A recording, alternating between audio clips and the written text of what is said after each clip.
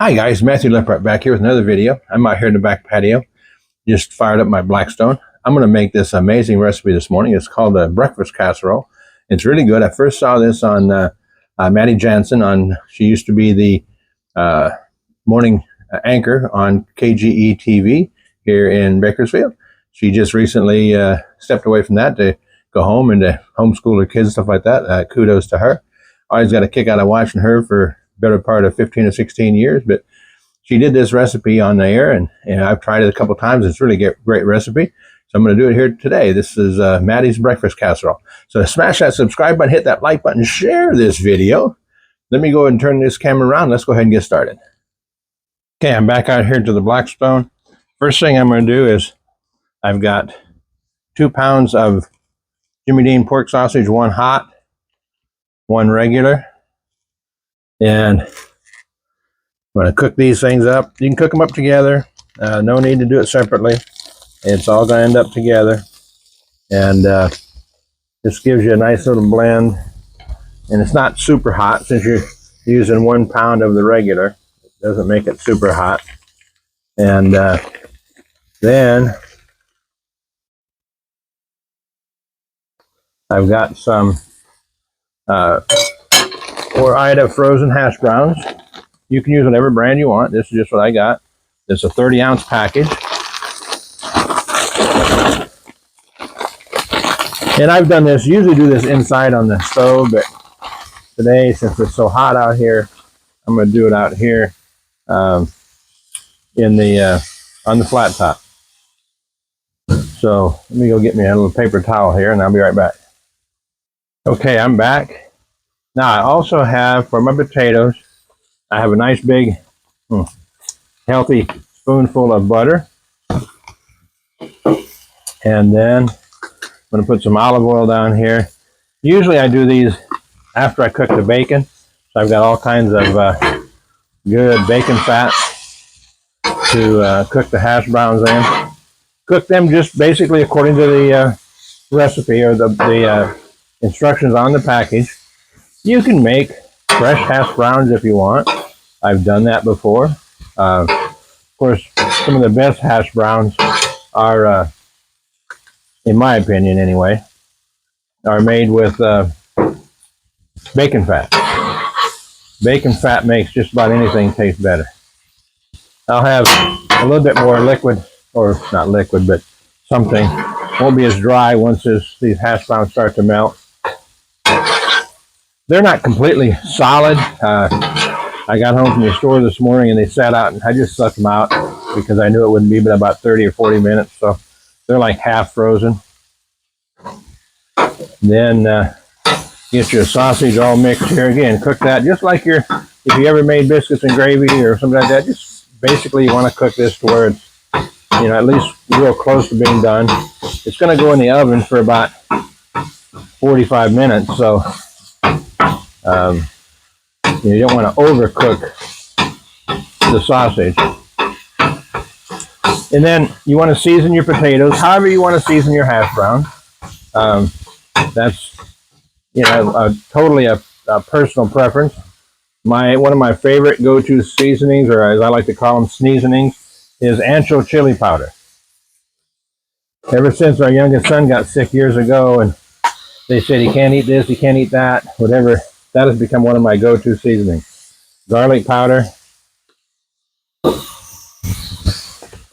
onion powder, some salt, some fresh ground pepper, and then get that all mixed back up. And that'll give you some really good tasting hash browns to go in this casserole. There's going to be plenty of cheese in this casserole. Of course, everything's better with cheese. Lots of cheese. I grew up on a dairy farm in Wisconsin, so you can't have too much cheese.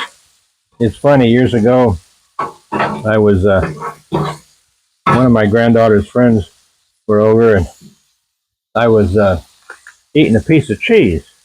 And her friend says, "What are you eating?" I said, "Cheese." And she said, "By itself?" And I said, "Well, certainly." I said, "You want some?" And She just thought that was horrible. I'm just eating a piece of cheese all by itself. But, you know, growing up on a dairy farm, we just always eating cheese. Especially, you know, since we didn't have to go to the store. You know, we'd leave a note on the milk house, on the cooler, and, you know, this much cheese, this much of this, this much of that. And the next day, when the milkman comes and gets the milk, he leaves the cheese. So, and it was always good cheese, straight from the cheese factory. Yeah, it was just so good. Always had fresh milk, raw milk. To this day, I can't drink store-bought milk unless it's loaded with like Hershey's syrup or something like that. I just can't do it. But to me, there's just no flavor in it. So I'm going to let these things cook, and I'll just fast forward through this, and then when we get to where this is done, I'll come back on.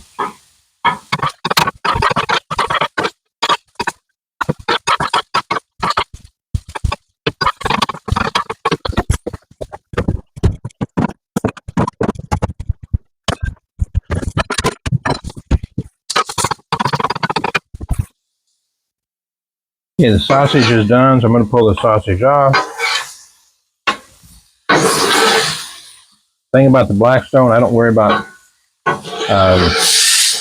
draining any of the fat off of it, because most of the excess fat will drain off into the grease trap there. So I don't worry too much about that. Shut this half of the grill off.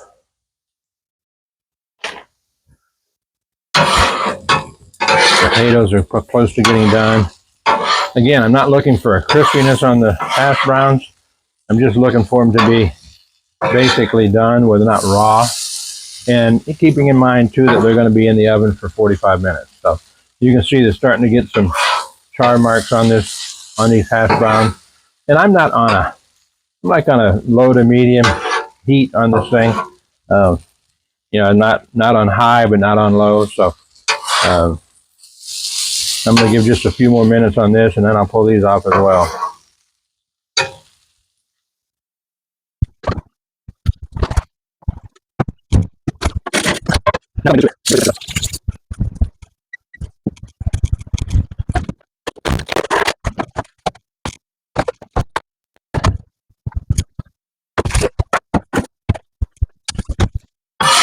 Okay, potatoes look like they're pretty good.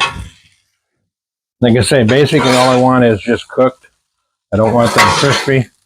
I'm going to put these right in here on top of the potatoes, because they're all going to get mixed together with the cheese. Shut this off, and then we'll move the operation inside. Okay, here's my mixture of the potatoes and the sausage. You see it's still nice and hot. Stir those together a little bit. We have a small kitchen, so I don't have a ton of room here, but we just make do. And then you want to put the recipe. Maddie's recipe calls for a cup of shredded cheddar cheese. Cup, 2 cups, 3 cups. I mean, something like this. I don't measure it. That's probably 3 cups. This is 8-cup bag, so I don't think you can, like I said earlier, I don't think you can have too much cheese. Just personal opinion. Some people disagree, but they have a right to be wrong. You know, and you can add whatever you want. You want to add mushrooms, you want to add bell peppers, you want to add whatever you want. I mean, that's the cool thing about cooking. You get to use your imagination and, you know, just put in whatever you want to put in. I'm going to set that aside. Now I have, in this pan, I have 6 large eggs, and I have 2 cups of whole milk. Whole milk. I actually bought some heavy whipping cream because I didn't think we had any whole milk. We usually buy 1% milk because that's what my wife prefers.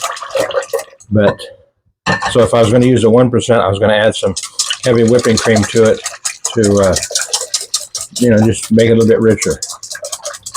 So this is mixed up. You can add some salt and pepper to this if you want, but you saw how much seasonings I put on the potatoes. So I'm not going to worry about that.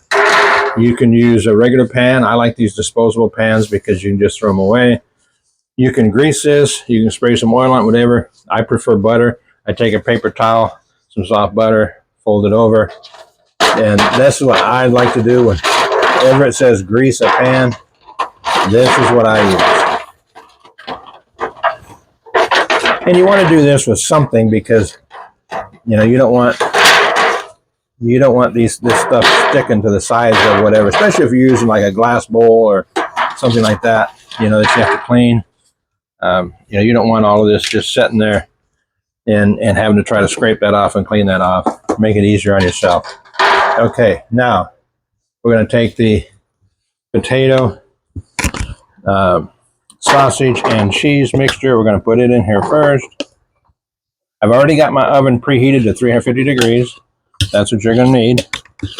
So make sure that's preheated by this time of the game. Okay, and then we're going to level this out a little bit. You can already see how good this is going to be. I'm going to get this fairly level. I mean, it's not a science, but, you know, just fairly level. And then we're going to take this egg and milk mixture and just, let me just change this a little bit so you can see it better. Just pour this over the top of it. It's going to go down in all the cracks and crevices.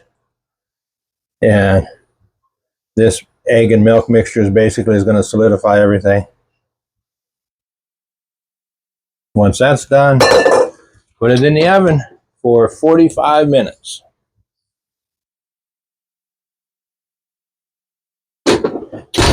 So we'll see you in 45 minutes. Okay, my casserole's done. After 45 minutes in there, we're going to go ahead and pour it out. There it is.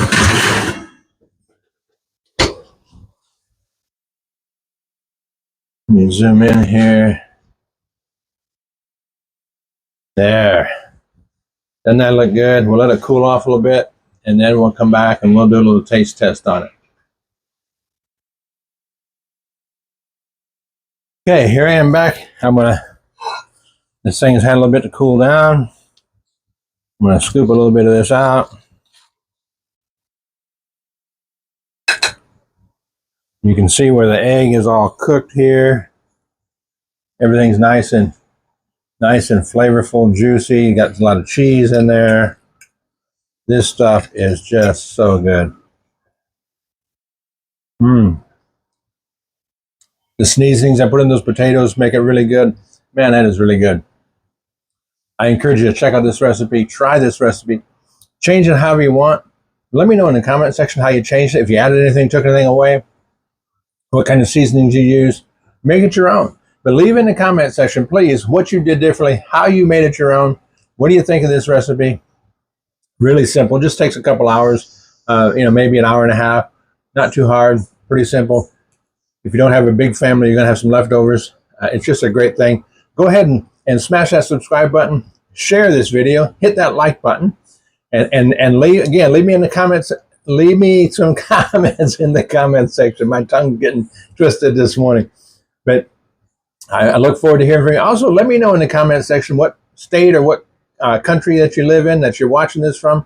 It's always good to see the impact and the reach that this channel has. But until next time, have a great day and may God richly bless you.